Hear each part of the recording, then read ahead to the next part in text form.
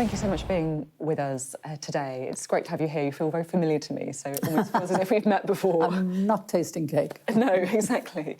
Something much more serious and much more important, assisted dying. And of course, MPs will be wrestling with what to do ahead of tomorrow's vote. What would you urge them?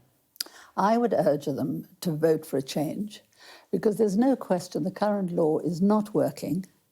Do you know there's something like 7,000 people a year who die with unrelieved pain, pain that cannot be relieved, that palliative care does not get to, in hospital every year. And, you know, it's unnecessary. We don't have to do that.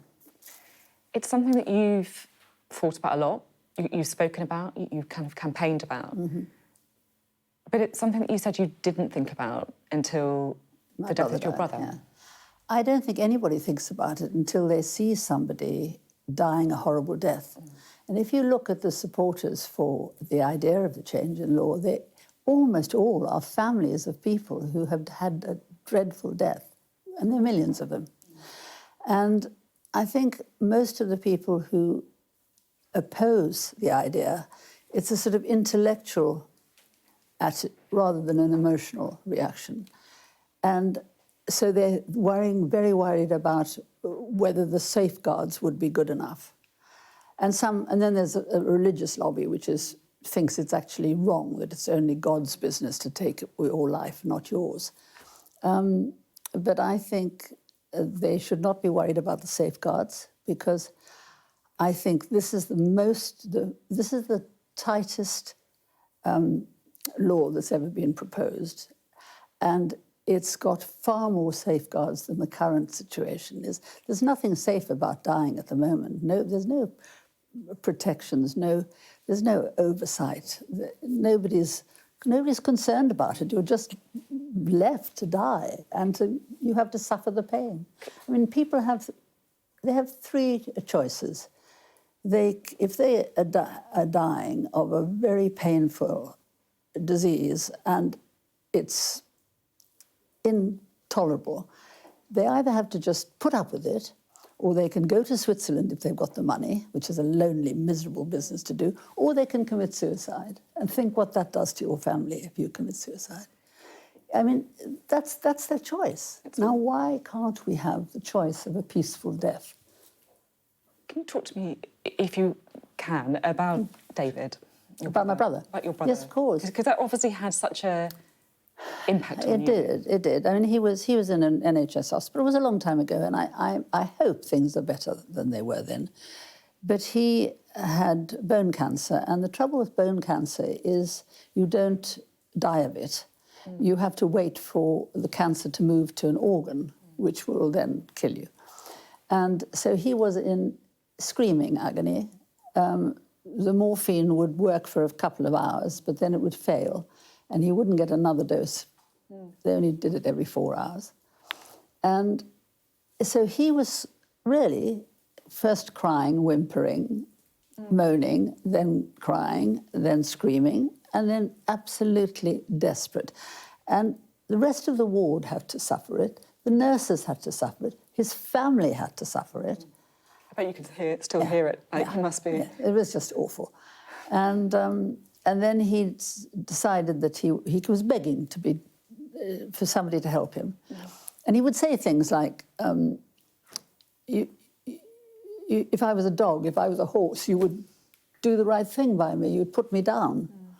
And, you know, this just went on. And then in the end, he decided to refuse all antibiotics because he knew that he'd get pneumonia, which is what happens when you're very weak. You get pneumonia very easily. Because he wanted to die. He wanted to take the pain away. So he decided he'd die of pneumonia. Well, to die of pneumonia means you drown in your own phlegm. You just can't breathe anymore because your passages are all full of mucus. And that's a horrible thing to watch and a dreadful thing for him to suffer. How old was he? He was in his 60s. But his wife, afterwards, she could never, ever think about her memories of those times was all about this agony and the fact that she wanted him to die. She said, I would be sitting there thinking, please, please die. And that's an awful thing for somebody to have to go through. And not to be able to help as well if someone is begging for that help and in pain. You can't do anything. This is a debate that obviously it divides people, right? People bring their own experiences, their own attitudes. I think you probably know where I'm going with it, but it is, I guess, an unusual situation to speak to you, because earlier this week I spoke to your son, Danny, who was in this studio as well, who obviously has come to a very different conclusion to you. And he worries about vulnerable people or people who feel pressured by their families or even by a cash-strapped NHS to take their own lives. I think that's a legitimate thing to be concerned about, but I think he should not be concerned about that, because, you know, the Health Select Committee studied this in February. They took 6 weeks, I think, over it.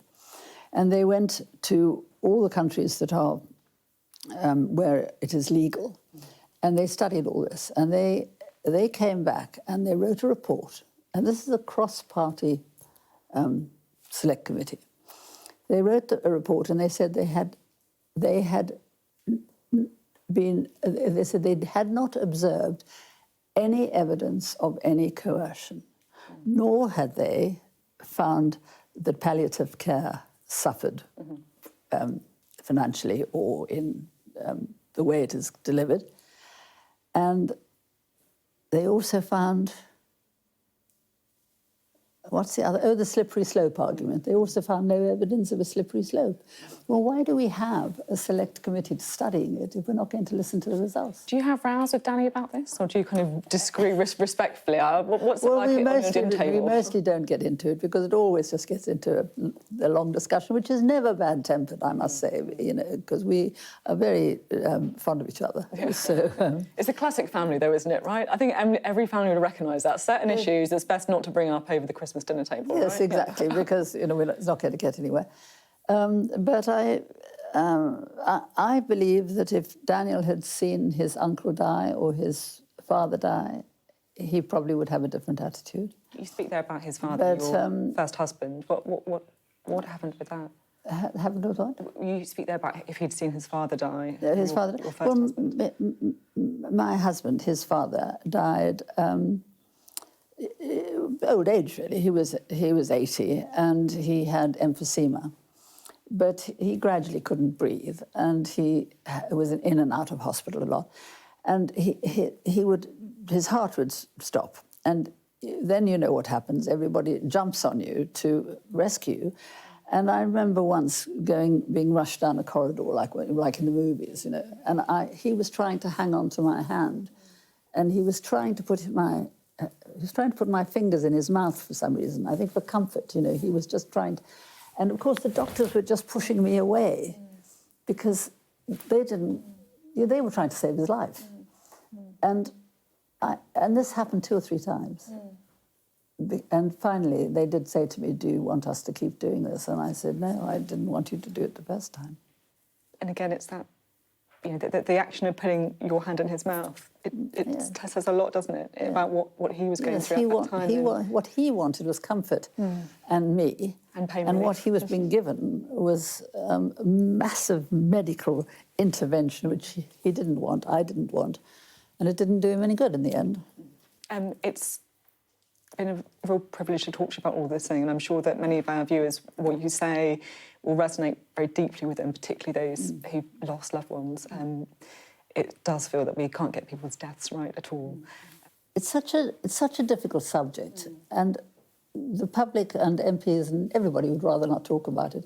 And I think that is my greatest fear. I think that MPs will not be really considering this matter. They're not looking at both sides of the argument. They're not looking at the evidence. If they look at the evidence, they will definitely end up on my side of the argument, because it is so much easier to just abstain or vote for the status quo, which you think you're doing nothing. But of course, if you're voting for the status quo, you're voting for continuing a law which is cruel and not working. It's just appalling. And you know what? I think we're so behind in this. You know, Scotland's further ahead of us, the Isle of Man, Jersey, never mind Canada and Australia are already there, New Zealand's already there, the Netherlands, most of America. What's the matter with us? Little old England doesn't want to do it. Thank you very much indeed. Thank you.